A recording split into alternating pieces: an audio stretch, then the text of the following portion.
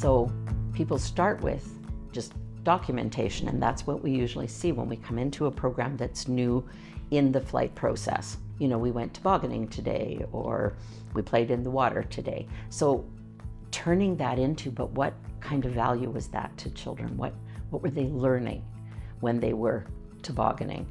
Well, they were learning their own strength. They were learning community and caring with, maybe two of them needed to do it at the same time. Is everybody on the toboggan at the same time? Like, there's so much learning that takes place, and that's when you start moving it from just documentation into pedagogical. She has paved a way for me personally.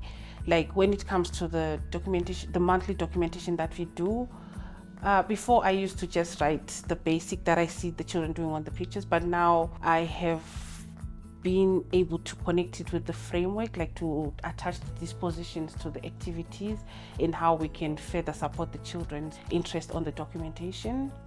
And then you can get into individual learning stories, which are very specific and much more focused, and where you're really looking at what's happening for a child. You bring the voice of the family into it.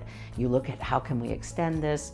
So it's much more detailed, but it's still pedagogical documentation. And then taking those and creating books that lots of places have done when they put them together in a portfolio for kids.